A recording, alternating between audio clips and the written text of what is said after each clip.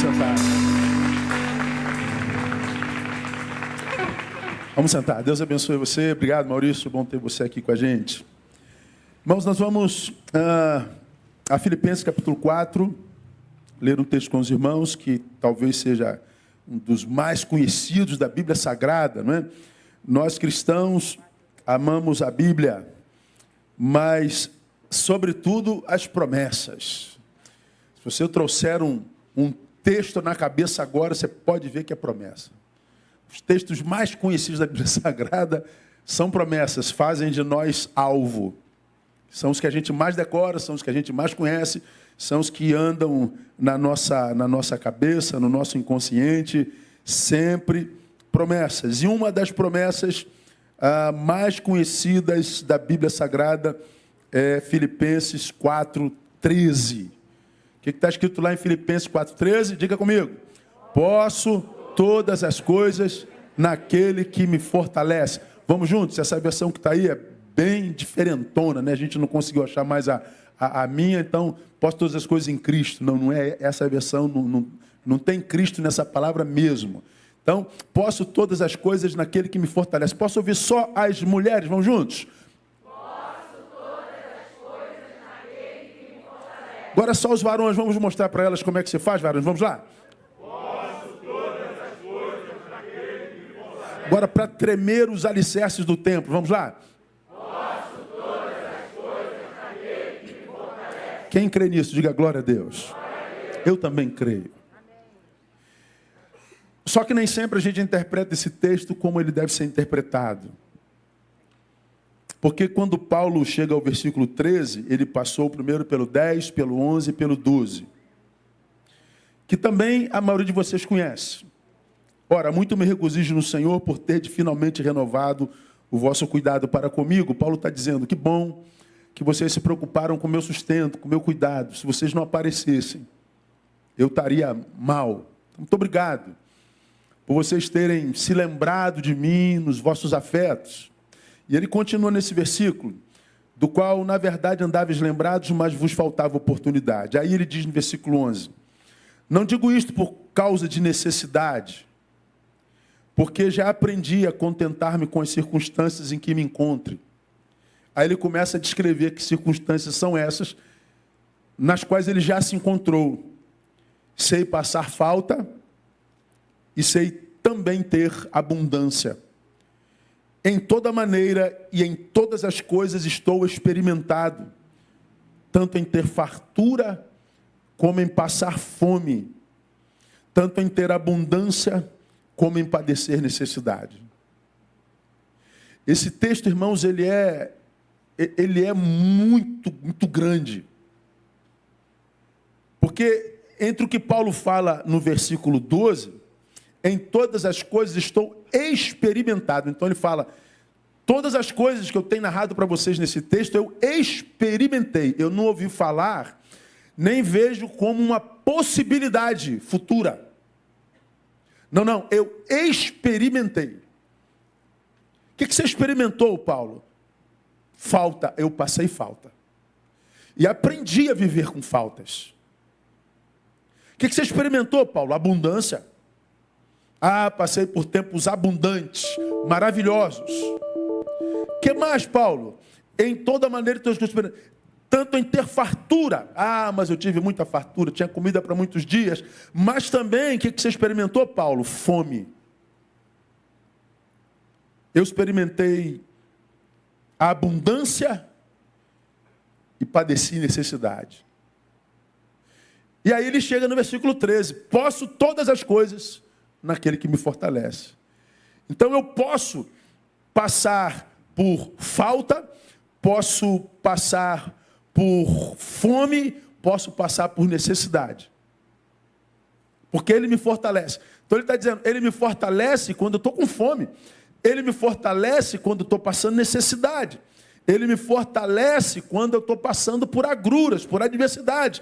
Então ele está dizendo, todo ser humano, mesmo que o crente mais consagrado, mesmo que seja um cristão que vive uma intimidade com Deus tão grande que seja transladado ao terceiro céu, e veja e ouça coisas inefáveis que nenhum homem outro ouviu. Mesmo esse homem pode passar fome, mesmo esse homem pode passar necessidade, mesmo esse homem pode passar por angústias.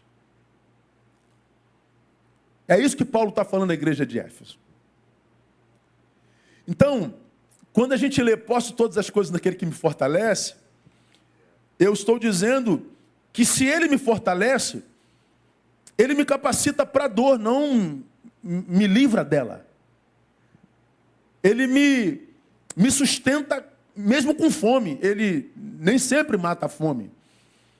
Ele me sustenta na adversidade, no abandono, na traição, na angústia, na enfermidade. Nem sempre me livra dela. Ele me sustenta.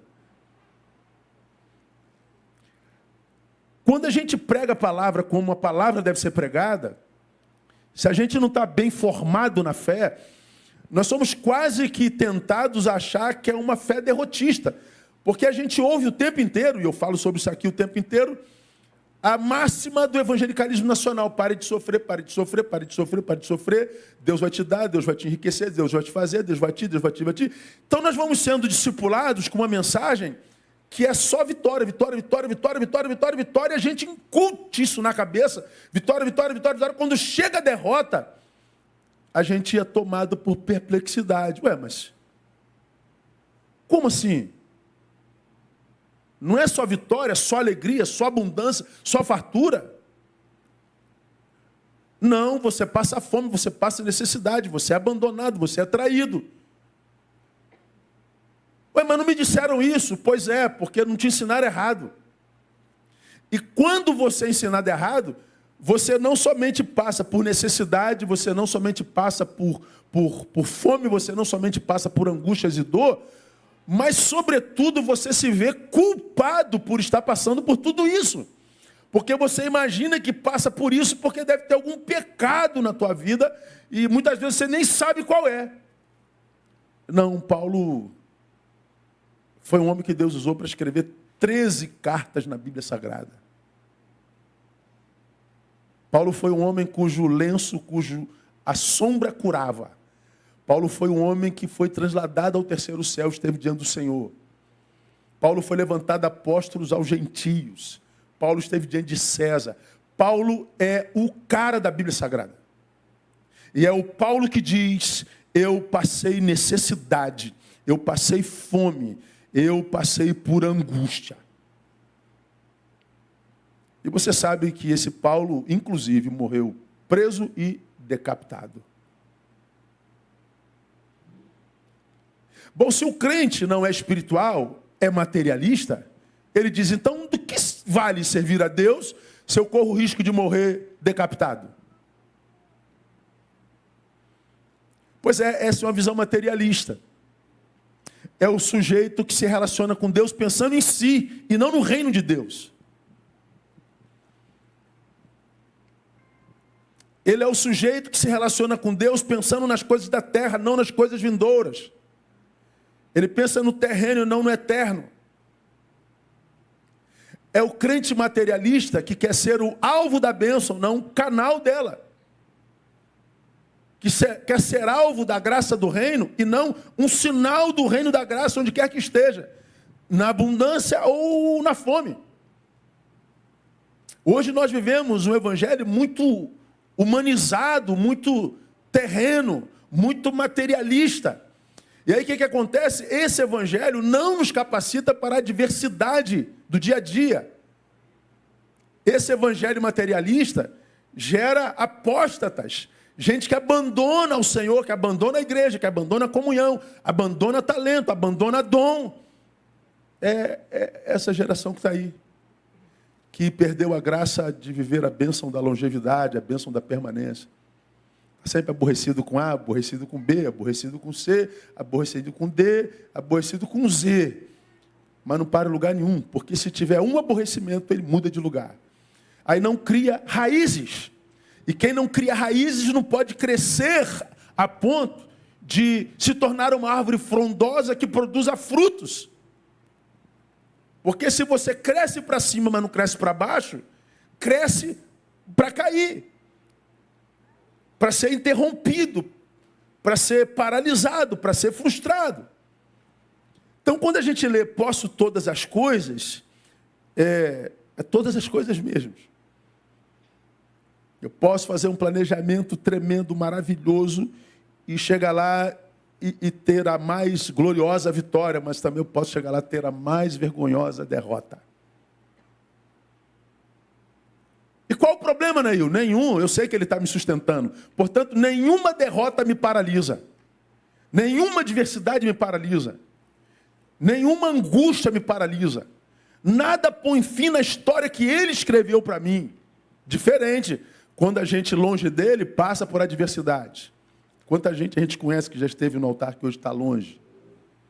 E o pior, hoje está longe e se auto-sabotando, dizendo que está cheio de razão por estar longe. Quando, na verdade, com razão ou sem razão, ele está longe. Então, esse texto é um texto muito tremendo. Posso todas as coisas daquele que me fortalece. E aí, eu vou pormenorizá-lo um pouquinho para a gente tentar entender o que Paulo, na minha concepção, queria dizer quando disse posso todas as coisas naquele que me fortalece. Então, vamos começar no posso. Quando ele diz posso, qualquer um de nós sabemos que ele está falando na primeira pessoa. Ele está falando de si. Eu posso. Quando você diz eu posso, você está falando única e exclusivamente de si. E quando ele diz eu posso, ele está dizendo só essa pessoa, a primeira. Só essa pessoa tem o poder de produzir mudança sobre essa pessoa da qual ele fala. Ele está falando de quem? De si mesmo. E ao mesmo tempo ele está dizendo, só eu posso produzir mudança em mim. Então ele fala na primeira pessoa. E ele fala de si mesmo. Como quem diz, se essa pessoa não se manifestar a respeito de si mesmo, nenhuma outra manifestação importa. Ele está dizendo, se eu não fizer o que compete a mim fazer, façam o que quiserem, quaisquer outras pessoas, não muda a minha vida. Será paliativo. Entendemos alguém querido essa semana, câncer, jovem, abatida. Ouvimos a angústia do coração, com carinho. Filha. Eu disse para ela, olha, a tua guerra não é contra a doença. Quem vai lutar contra essa doença é o médico. É ele que tem o saber para te fazer curar. A tua luta é contra a tua cabeça. A tua luta é contra o teu pensamento. A tua luta é contra si. Porque quando a gente pensa em câncer, qual é a primeira coisa que vem na mente? Morte.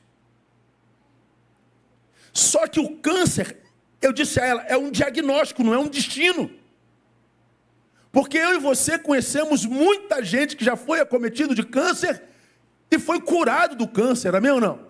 Tem alguém aqui que já teve câncer e foi curado?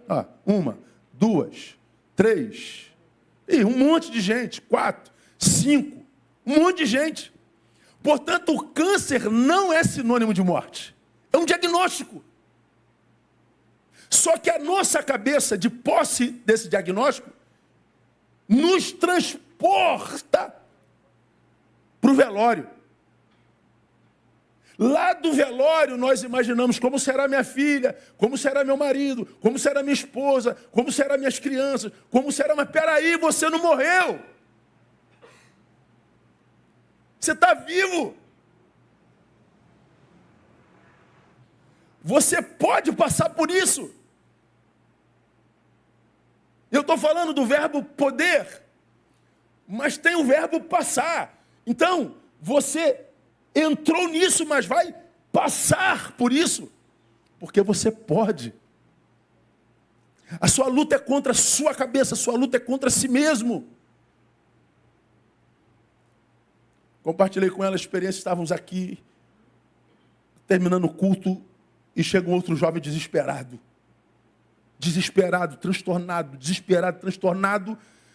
Pastora, pelo amor de Deus, chorando. Eu falei, meu Deus, aconteceu uma desgraça. Qual desgraça que aconteceu?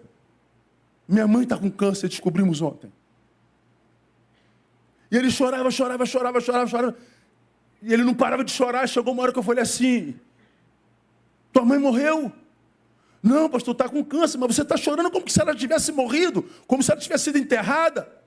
Não, aí eu falei para ele assim, como eu queria ter uma mãe com câncer. Ele falou, como é que pastor? Eu não tenho mãe. Tu tem uma mãe com câncer? Tem. Você vai pensar no câncer ou na graça de ter mãe?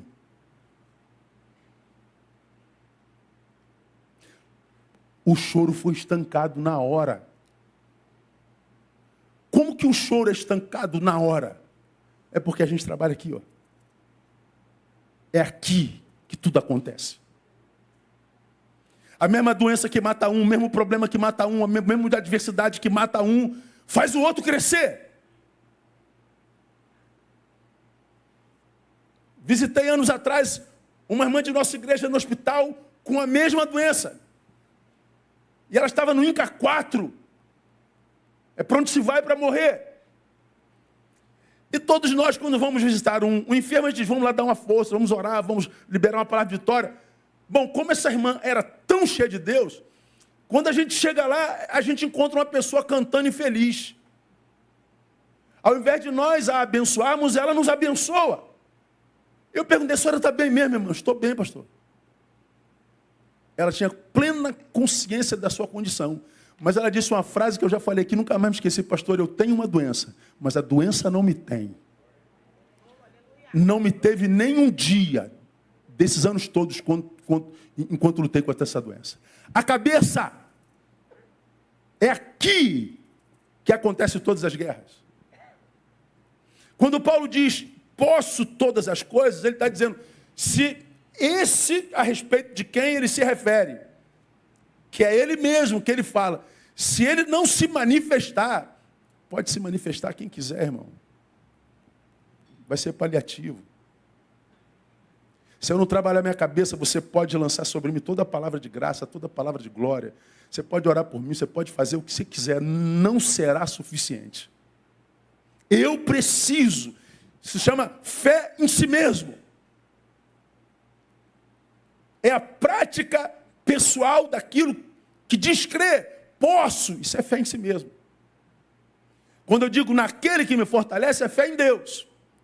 Mas antes de eu declarar naquele que me fortalece, eu estou dizendo, eu posso. Você está entendendo isso, meu irmão? Amém ou não? Eu não sei com quem Deus está falando, eu não sei o que você está passando. Mas eu sei que como Deus não nos ensina na palavra que a sua palavra não volta em vão, como eu digo sempre, se Ele colocou essa palavra na minha boca, trouxe um par de ouvido para ouvir isso aqui. Então a tua dor, a tua adversidade, a tua angústia, não é porque Deus te abandonou, não é porque você está em pecado grave, não é porque o diabo está se levantando. Pode acontecer tudo isso, mas pode ser só porque você é um ser humano e está vivo. Suas adversidades não são problemas se você acredita que você pode. E meu irmão, acredite, você pode no nome de Jesus. Você precisa lutar contra a sua cabeça. Para quem não tem, ou seja, fé em si mesmo, a pergunta sempre é, por que você acha que não pode?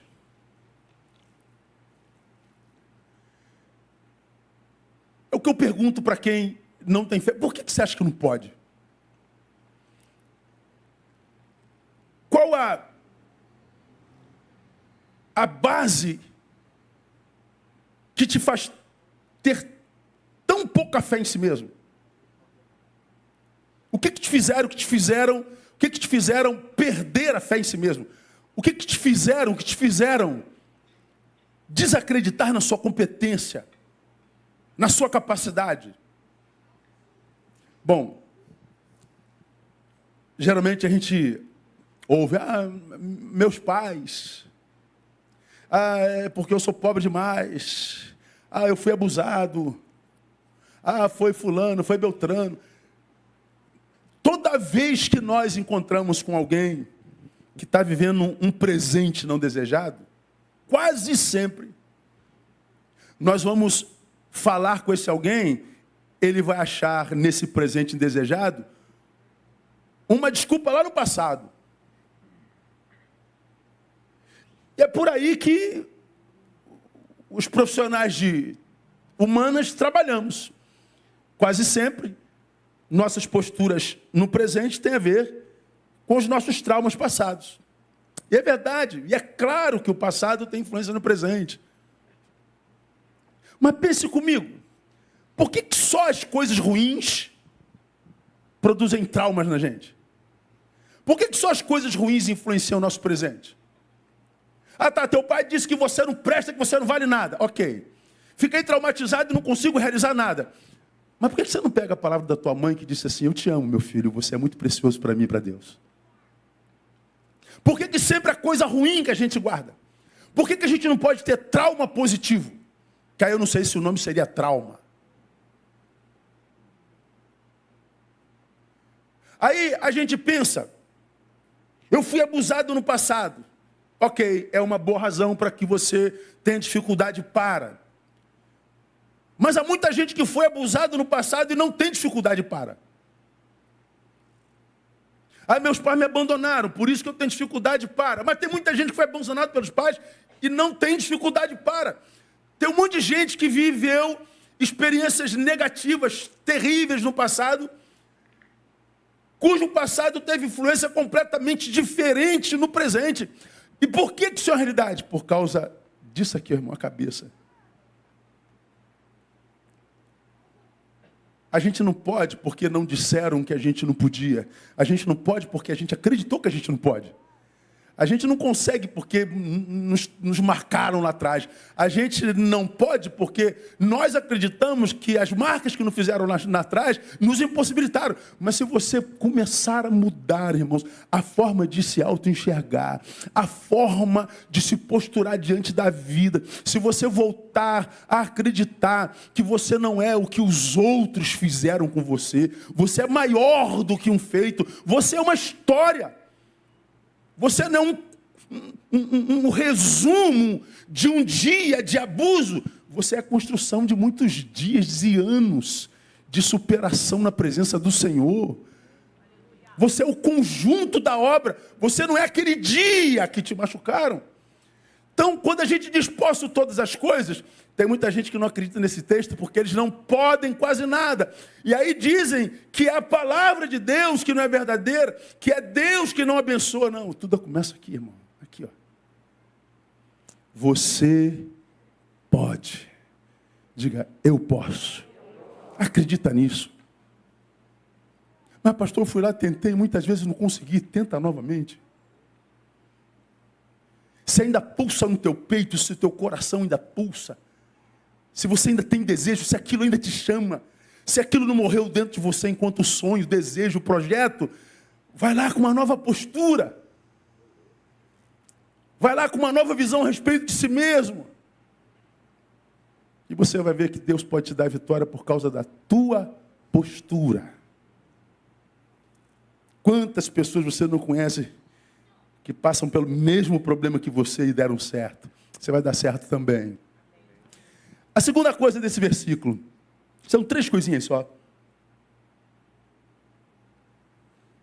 Primeiro ele diz, posso todas as coisas. Em segundo lugar, posso primeiro, todas as coisas. Eu fiquei pensando nesse texto. Mas eu não preciso de todas as coisas. Você precisa de todas as coisas? Não. Ontem eu estava vendo, a gente vê um programa na net,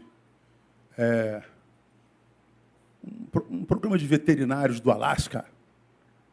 A gente ama animal e está difícil ver produção humana que vale a pena, então a gente vê os bichinhos, né? Aí eu fico nos animais. Me abençoam mais, você quer saber? Aí mostrou um programa de uma veterinária lá no Alasca, que ela foi passear com o marido, com não sei quem, aí se apaixonou pelo Alasca, e o marido quis voltar, ela não quis, o marido foi embora, ela ficou no Alasca. E mora sozinha no Alasca, aí ela tem lá uma veterinária grande e tal, e o Alasca é um lugar de difícil movimentação, porque tem muito gelo, principalmente no inverno, e aí ela diz que fez o curso de pilotagem. Comprou um aviãozinho daquele teco-teco para atender os fazendeiros nos lugares mais distantes. Eu falei, pô, que legal, cara, que mulher danada, que mulher boa, corre atrás. Ela foi para passear, largou tudo na cidade, ficou no Alasca, montou a veterinária dela, e ela ama bicho, você precisa ver ela tratando do bicho, ela tem bicho lá longe que ela não consegue chegar, e ela falou, eu sou veterinária, mas agora eu vou virar piloto. Virou piloto. Para cuidar dos animais. O que uma mulher pode? Diriam os feministas. Ela pode o que ela quiser. Pode ou não pode? Pode. Ela pode o que ela quiser. O que um homem pode? Pode o que ele quiser. O texto diz, posso todas as coisas. O problema é que nós não precisamos de todas as coisas. Ou seja, nós temos que escolher quais coisas são realmente necessárias na nossa vida. Porque tem coisas pelas quais nós estamos brigando que são absolutamente desnecessárias na nossa vida. E a gente só vai saber disso depois de ter brigado muito para ter aquilo. E agora que você tem, você diz, meu Deus, para que eu briguei tanto para isso? Como essa palavra me chamou atenção, meu irmão. Eu posso todas as coisas, mas eu não preciso de todas as coisas. Portanto, eu preciso saber pelo que lutar. Eu preciso saber qual batalha vale a pena travar. E eu preciso saber aquilo que eu preciso deixar ir. Quando Paulo diz, posso todas as coisas, ele está dizendo, eu me dei um choque de autogestão. Eu me permiti passar por uma ressignificação no meu senso de valores. Eu aprendi que eu preciso colocar o reino em primeiro lugar. Todas as coisas me serão acrescentadas, mas eu não preciso de todas as coisas. É como quem está preparando o almoço. Irmão, é muito bom quando você chega em casa, tem lá aquele almoço, por exemplo, vó da André, Dona Lina. Dona Lina era aquela avó que a família inteira ficava no entorno. Aí o que ela fazia num domingão, reunião de família? Aí eu gosto de arroz, feijão, angu, molinho, frango com quiabo. Ela fazia arroz, feijão e frango com quiabo. Mas tinha gente que não gostava de frango com quiabo, gostava de macarronada. Então ela fazia macarronada também no domingo. Mas tinha gente que não gostava nem da macarronada, nem do frango com quiabo. Então ela fazia linguiça. Aí eu falei, mas Dona Lina, não precisa tanta comida. Precisa, meu filho, eu quero todo mundo bem. Era aquela fartura. Aquele exagero, ela fazia todas as coisas para todo mundo. Agora, deixa eu perguntar a vocês aqui, se ela fizesse arrozinho com ovo e tomatinho, resolvia? Resolvia o problema da fome, sim ou não? Resolvia. Ela fazia frango com quiabo, ela fazia macarronada, ela fazia linguiça, se bobeasse fazendo churrasquinho também. Todas as coisas, mas não precisa. Arroz com ovo resolveria o problema da fome. Quantas coisas na nossa vida, irmãos, pelas quais nós estamos lutando. Estamos entrando em litígio com gente que a gente ama. Estamos entrando em litígio com gente que foi bênção na nossa vida. Estamos perdendo relacionamentos maravilhosos. Estamos deixando lugares abençoadores. Porque a gente está lutando por uma coisa que não é necessária.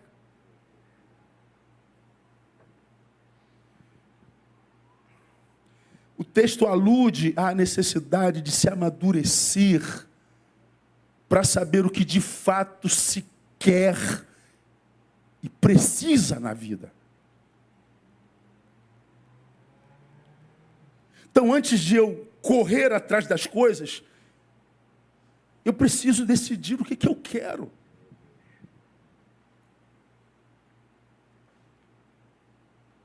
Porque senão eu vou correr para cá e quando chegar lá, não era isso.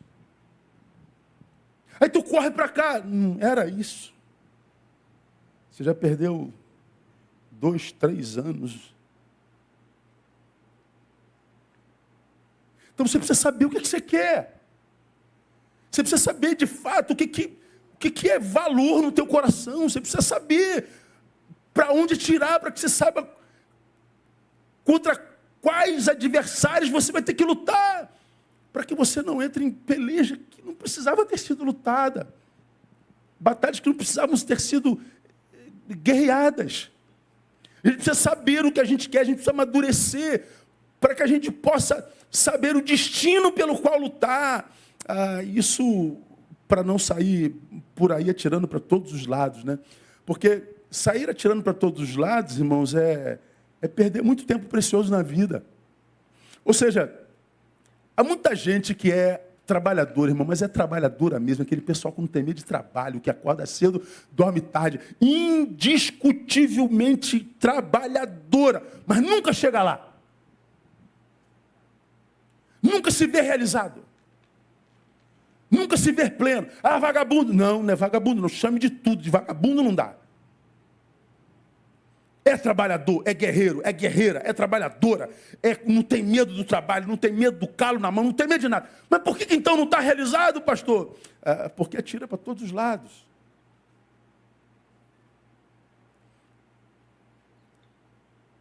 E atirar para todos os lados é o mesmo que dizer: eu não atirei para o lugar certo.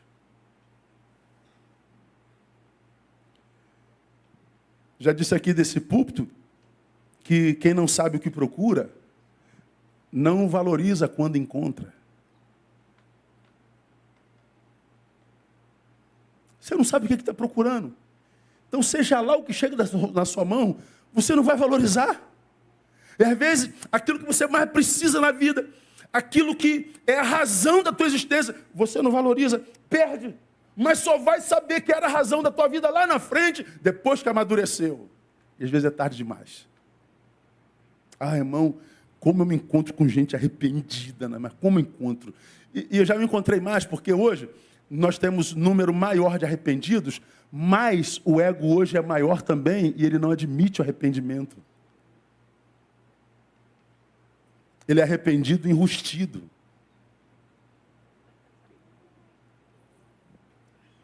Quem não sabe o que procura, não valoriza quando encontra. Então, quando eu atiro para todos os lados, mostrando que quem atira para todos os lados não atirou na direção certa.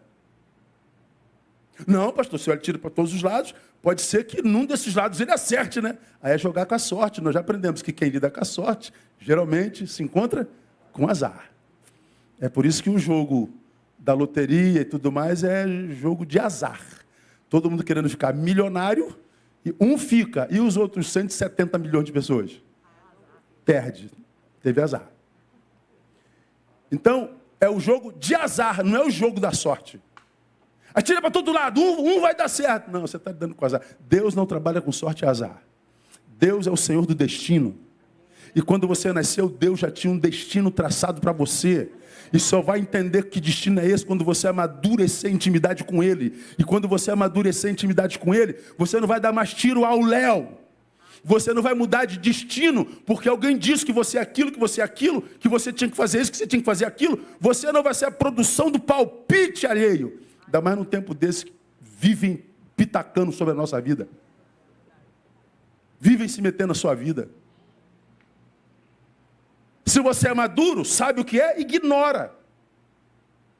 Porque como costumo dizer, irmão, se você for parar para cada cão que late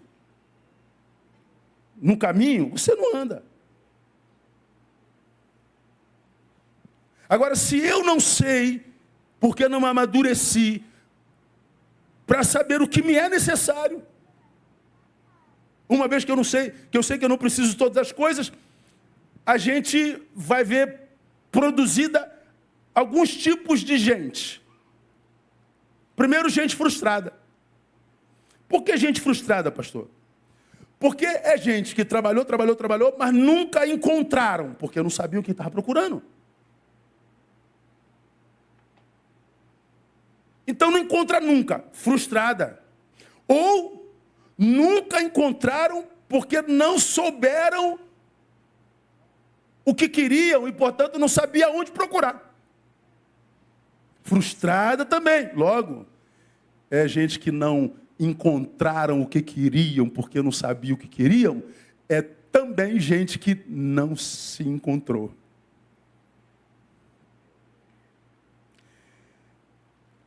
A gente se encontra com muita gente frustrada. E o grave hoje é que os frustrados quase sempre se transformam em caçadores de culpados. Vocês já me ouviram falar sobre isso aqui? O culpado é o pastor, o culpado é o porteiro, o culpado é o papa. O culpado é o culpado, tá bom, irmão, tá bom. Já achou o culpado? Já. Resolveu o teu problema? Ou continua frustrado? Então achar o culpado não resolve a questão do problema. O que resolve o problema do frustrado é achar o que você procura. E você só pode achar o que você procura quando você descobrir o que você quer. Eu tenho um exemplo disso em casa.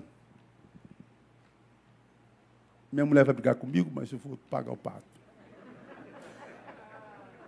Minha filha de 30 anos acabou o 2º grau e disse, eu não sei o que fazer, pai. Não faça, minha filha. Vai melhorar teu inglês, vai estudar tecnologia e vai buscando ver qual é o teu destino. Perdeu um ano de faculdade.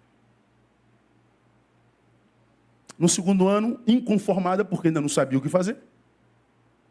Vou fazer administração. Minha filha, faz administração quem não sabe o que fazer.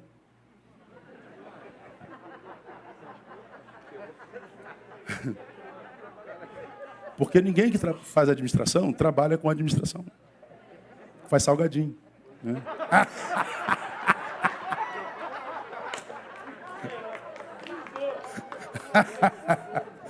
Então, não faça administração, mas vou perder mais um ano. Aí o que aconteceu? 2 anos foram embora. 3º ano conheceu nosso amigo nutricionista, né? Fisiculturista. Minha filha ficou toda malhadona, toda gostosona e tal. E conheceu o Roberto, Roberto, vamos competir, você pode competir fitness. E ela ficou toda saradona e se apaixonou por nutrição. Foi para fazer nutrição. Tá bom, fez uma nutrição. Chegou no fim do ano. Mãe, como é que eu vou falar com meu pai que não é nutrição? Lá foi o 3º ano. No 4º ano, ela falou, pai, descobri psicologia. Falei, miserável, eu já sabia disso. Você é filha do Neil Barreto. Alguém na minha casa tem que saber psicologia, filosofia ou alguma porcaria dessa. Aí, hoje é graduada em psicologia. Mas perdeu 3 anos na vida. Ou deixou de perder 3 anos na vida. Porque achou o que estava procurando. Porque, de repente, você pode ter nascido para alguma coisa que nem precisa de diploma. Precisa de curso no Senac. Precisa de competência manual. Precisa de desenvolvimento artístico, musical. Você está entendendo o que eu estou falando, amém ou não? É muito claro. Se a gente não descobre, a gente está frustrado. E aí, a gente cai no outro grupo de gente vazia. Porque nunca acharam o que daria sentido à própria vida. Me tornei isso, mas não é isso para o que eu nasci, então isso não vai me preencher, isso não vai me locupletar, isso não vai me realizar. Ah, mas você está ganhando dinheiro, eu estou ganhando muito dinheiro, mas eu não estou feliz. Porque não é o dinheiro que traz felicidade. O dinheiro ajuda quem é feliz, Abéssimo. Imagina, irmão, você está feliz com dinheiro. Ah, amor, vamos lá para o Porto Belo. 4 dias em Porto Belo. Quanto é? 10 conto, 4 dias. Não tem problema não, eu vou pagar à vista. Ó, tu já é feliz. Ainda pode gastar 10 conto assim, sem... Imagina. Ajuda quem é feliz, Abéssimo. É muito melhor ser infeliz com dinheiro do que sem dinheiro, é verdade. Mas o dinheiro não compra felicidade.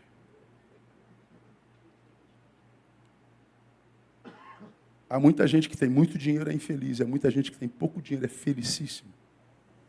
Porque é gente que está fazendo o que nasceu para fazer. É gente que encontrou o sentido da vida. É gente que entendeu que posso todas as coisas, mas eu não preciso de todas as coisas, eu preciso da coisa para a qual nasci. Se não me frustro, eu me torno vazio. Aí eu também me torno gente sequestrada. Uma pessoa que está muito bem alocada, mas no lugar errado. Foi sequestrado por essa situação. Foi sequestrado por essa condição. Porque esse aqui não é teu lugar, porque o teu coração não está lá.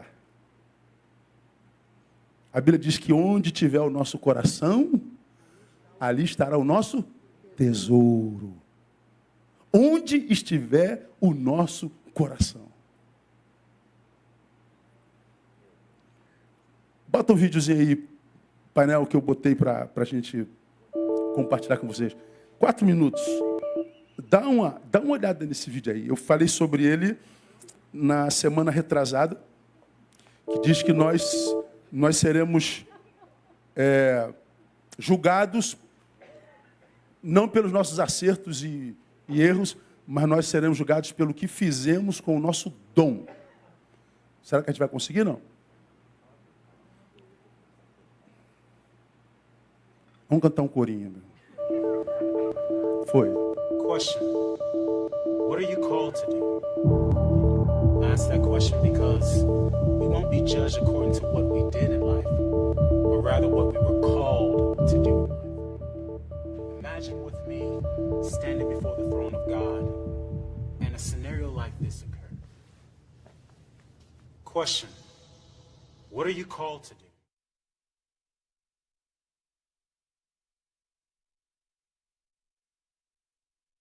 Evangelist Anderson. I'm not an evangelist. I'm an accountant. I had an accounting firm. I had an evangelist Anderson.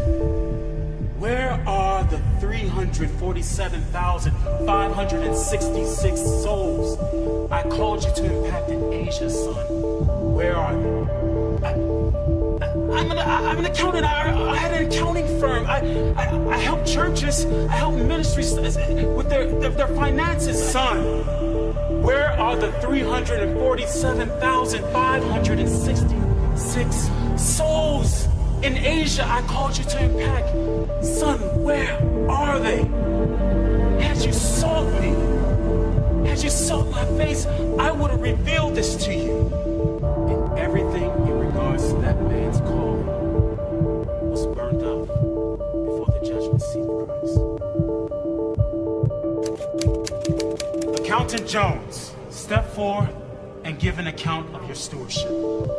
Accountant Jones? No, I pastored for 35 years. I had a membership of 750 people. Accountant Jones, I called you to the marketplace. Had you done this, you would have significantly impacted 2 people. You and those 2 men would have helped churches with their finances, and those churches would have impacted 751,321 souls. If you would have sought me, I would have revealed this to you. And again, in regards to this man's calling, everything he's done in life will be burned up before the judgment seat of Christ.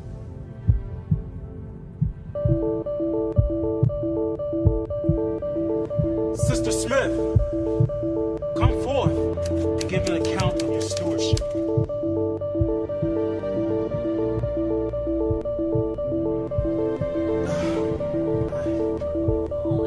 I only raised 3 children. I never preached to nations. I never even been on a missionary trip. I only tried my hardest to raise my children in your way.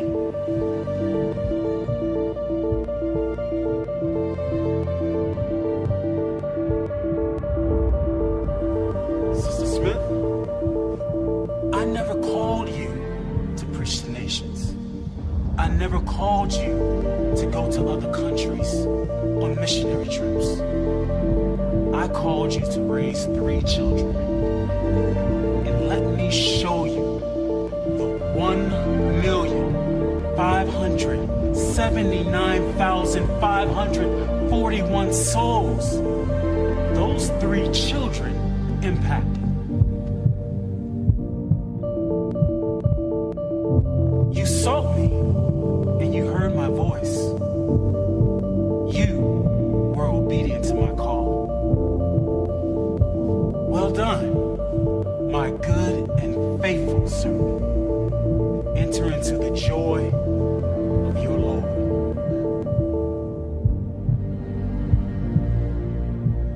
So remember, in regards to the calling that's on your life, you won't be judged according to what you did. You will be judged according to what you were called to do.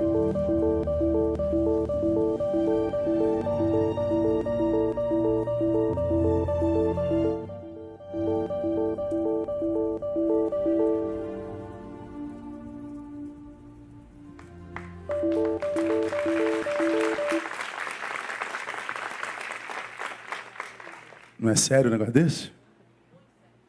Embora a musiquinha seja chata, né? Esse vídeo me impactou bastante. O que a gente fez com o nosso chamado? Você que está aqui, principalmente que está fora da igreja, magoadinho, feridinho, dizendo que o culpado é João, é Maria. Quantas pessoas você poderia estar abençoando hoje, se esse tempo todo magoado você não passasse longe da tua vocação, do teu chamado?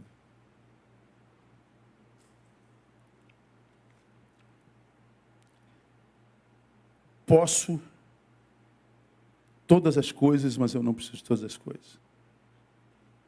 Uma luta de quem labuta no ministério é lidar com a demanda de multidões e de funções, e cada um achando que você tem que fazer de um jeito, de uma forma, e num determinado tempo.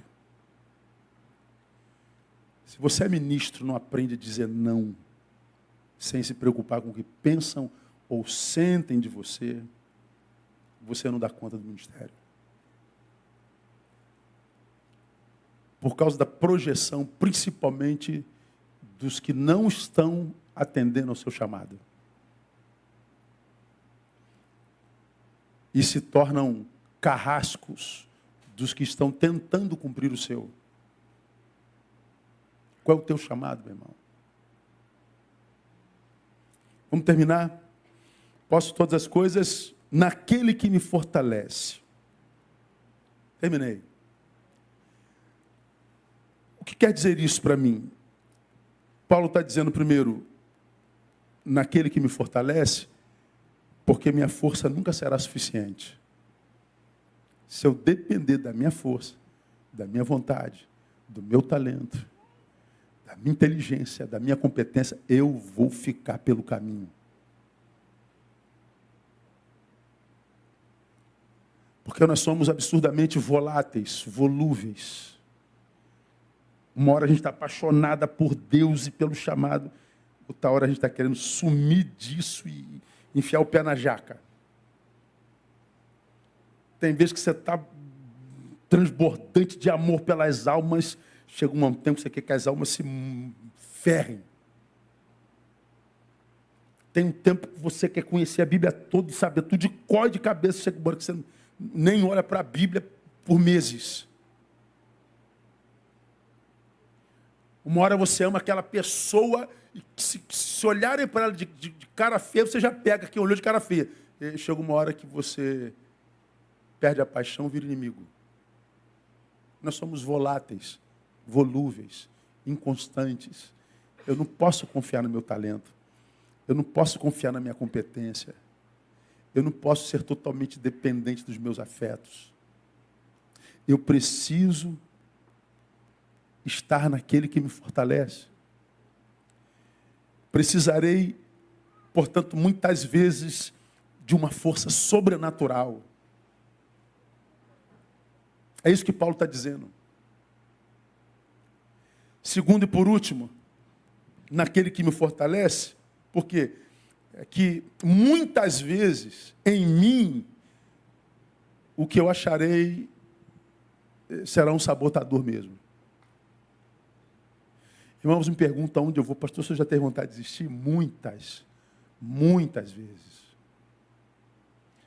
Muitas vezes eu saí daqui dizendo, foi meu último dia. Pastor, o senhor já teve tempo de sentir raiva dos outros? Rapaz, eu já teve ovelha minha que se eu fosse um pouquinho menos crente, eu quebrava a cabeça dele. O senhor já perdeu paciência? Não, mas eu já tive com a paciência que assim, ó, que, rapaz, chegou a vazar um bocadinho aqui, já não dava mais. Principalmente quando a pessoa é mimizenta, não gosto de gente mimizenta, não gosto de coitadista. Gente que fez o que fez com a vida e vive culpando os outros.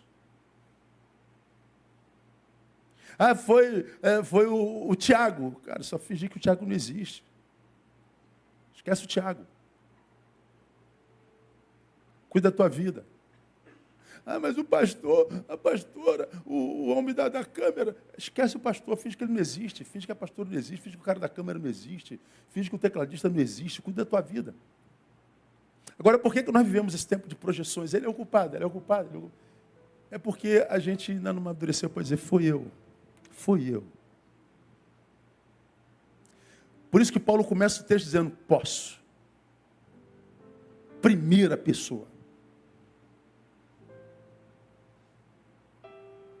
Eu não tenho problema com gente que chora. Mas gente que chora certo. Pô, pastor, me ajuda aí. Eu acho que eu tomei uma decisão errada. Eu acho que eu me deixei influenciar por terceiros e... então não foram eles, né? Foi você, foi eu. Legal. Pronto, me ganhou. Pastor, eu fiz porque o Carlinho... Não, irmão. O Carlinho disse isso, mas você... Quem acreditou foi você. Foi você que acreditou. Você poderia ter ido lá saber se é verdade. Você poderia acreditar no teu diagnóstico, porque você está nisso há tanto tempo. Por que você permitiu que o Carlinho te desconstruísse tão facilmente, o João? Se João era tua fonte de bênção. Aí falou, não, o Carlinho não tem nada a ver com isso. Nisso eu amo Freud, ou Jean-Paul Sartre. Não é o que fazem conosco, é o que nós fazemos com o que fizeram conosco. Parafraseando, não é o que dizem a mim, é o que eu fiz com o que disseram a mim. Então hoje nós já não temos pessoas fontes em lugar nenhum. Nós já vemos uma solidão no meio da multidão. E aí aparecem os assassinos de reputações. E vão matando gente fonte na nossa vida. Aí a gente vai ficando cada vez mais solitário. Aonde que você se alimenta? Quem são suas referências? Hoje a gente não tem mais referência. Porque elas não existem? Não, porque elas foram mortas em nós por algum assassino que a gente chama de maledicente.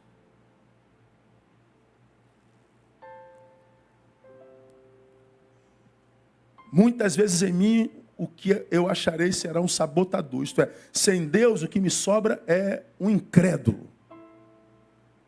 Porque a gente tem dificuldade de acreditar nas pessoas, acreditar nas instituições, acreditar no não sei quem. A gente não acredita em mais nada. Viramos incrédulos. Por quê? Porque não é mais Ele que nos fortalece. Porque quando Ele nos fortalece, a nossa incredulidade é amenizada pela graça dEle. Aí a gente insiste em acreditar nas pessoas. A gente insiste em acreditar que elas são honestas. Por que a gente vive nesse mundo de denuncismo? Fulano fez isso, fulano é aquilo, fulano é aquilo. Fulano... Tretas e tretas e tretas. E por que acredita-se tão fácil? Não é por causa nem dos denuncistas, nem do denunciado. É porque nós somos incrédulos.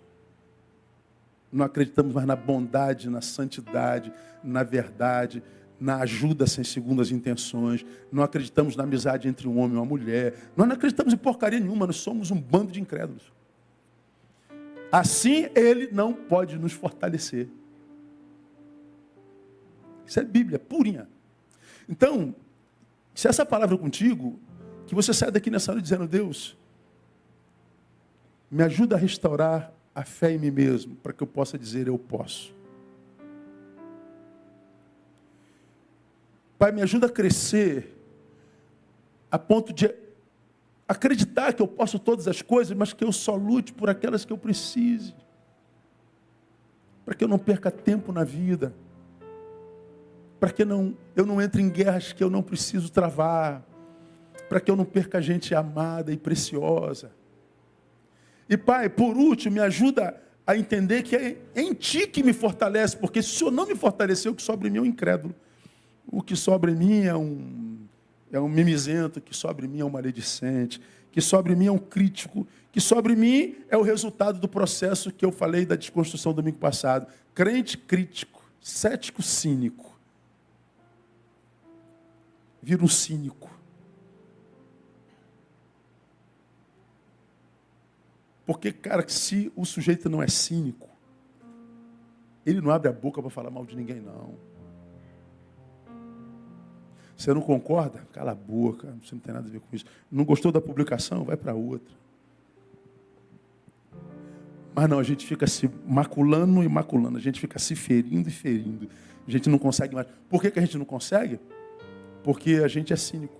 A gente está apedrejando gente que comete um pecado igual ao nosso ou um pecado diferente do nosso. Então é pecador apedrejando pecadores. Aí, como alguém diz, a gente vive um furando o olho do outro. E se a gente vive um furando do olho do outro, o que sobra no final? Um monte de cegos. Que é o que nós estamos vendo hoje, gente que não consegue enxergar um palmo diante de si. Aí você olha assim, o cara fazendo uma desgraça com a vida dele. Eu falei, meu Deus, não é possível que esse cara não está vendo. Não é possível que essa menina não está vendo o que ela está fazendo. Não é possível que essa gente não está vendo a desconstrução pela qual está passando. Não é possível que ele não está vendo o que a sua ideologia está fazendo na tua alma. Não é possível. Ele não vê. É cego.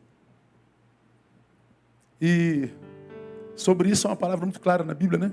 Que diz que o Deus deste século lhe cegou o quê?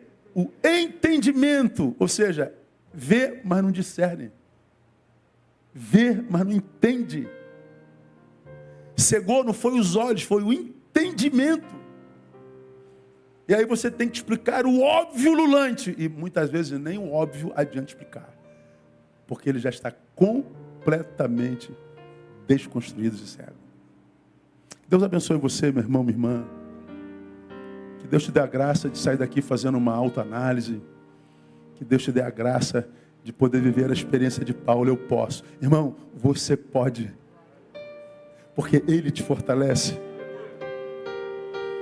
E que Ele te dê a graça de descobrir aquilo para que você nasceu. Que Ele te dê a graça de te dar a bênção de saber pelo que lutar. Para que lutando por isso você consiga e se sinta plena. Sinta orgulho de você mesmo. Que você chegue no espelho e diz, cara, que orgulho de você. Ah, mas disseram que você é gordo, que você é magro, que você é safado, que você é vagabundo. Que orgulho que eu tenho de você, cara. Chama amor próprio. E aí o ódio alheio, cara, nem te toca. Eu vou pregar, se eu não me engano, no final de outubro, início de novembro, não sei, está lá já na minha planejamento de mensagem. Eu dou aqui é spoiler que fala? Não é? Vai falar. Por que a gente usa tanta palavra inglesa, né, cara? Que é besteira nossa, gente. Spoiler. Aí, tá lá os três na fornalha 7 vezes aquecida. Ele sai, não tem nem cheiro de fumaça. A fornalha é a vida presente. A fumaça é a opinião dos que estão queimados, daqueles que viraram pó, daqueles de quem não sobrou nada, e lançam o pó sobre você. Se você está em Deus, você entra na fornalha da vida, caminha no meio de poeiras existenciais e não é tocado. Você sai do outro lado limpo. E você vai sair do outro lado, meu Deus, como é que eu posso estar limpo, tendo passado nesse deserto de poeiras e de cremados existenciais? É graça. É graça. Isso não é utopia, isso é palavra de Deus.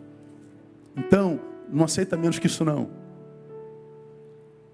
Peça a Deus a graça de ser quem você é no coração dele. Peça a Deus a graça de fazer aquilo para o que você nasceu. Peça a Deus a graça de descobrir o seu destino e a razão da tua existência. Porque Deus te criou com um propósito. que você o ache em nome de Jesus. Aplauda ele, os caras em pé. Vamos embora. Oh, aleluia. Vamos orar. Cadê o Jefferson? O Jefferson está fazendo aniversário hoje. Cadê? Chegou aqui o Jefferson. Disse que veio agradecer. Cadê ele? Está aí não? Foi embora, mané? Antes do culto? Ah, tá lá. Dá um forte aplauso aí pela vida do Jefferson. Está fazendo aniversário hoje. Que festão, hein, Jefferson? Nunca teve tanta gente na tua festa como hoje, tá vendo? E Deus falando contigo, não é verdade? Deus te abençoe, viu? Te dê a graça de viver isso que eu acabei de pregar aqui. Vamos orar. Pai, muito obrigado. Como a tua palavra nos faz bem. Nós queremos declarar aqui nessa noite, Pai, que nós amamos a tua palavra. Nós amamos ouvir a tua palavra. Nós amamos sermos confrontados por ela. Nós amamos a tua palavra mesmo que ela nos reprove. Nós amamos a tua palavra, Deus. Tu sabes com quem tu falaste nessa noite. Eu não preciso chamar à frente, eu não preciso que levante a mão. Tu sabes quais filhos tu querias abençoar nessa noite. E eu te peço, ó Deus, que essa obra que tu começaste na palavra nessa noite possa se completar, ó Deus. A partir de hoje, até o dia que tu quiseres, que o teu filho se encontre, que teu filho encontre o que busque, que teu filho seja fortalecido para dizer eu posso, que teu filho possa ser fortalecido pelo Senhor. Leva-nos em paz, guardados, e dá-nos um restante de semana abençoados por Ti. Oramos, gratos, e abençoamos o Teu povo, no nome de Cristo nosso Senhor. Amém e aleluia. Aplauda Ele forte. Deus abençoe você. Até domingo, permitindo o Pai. Vamos com Deus.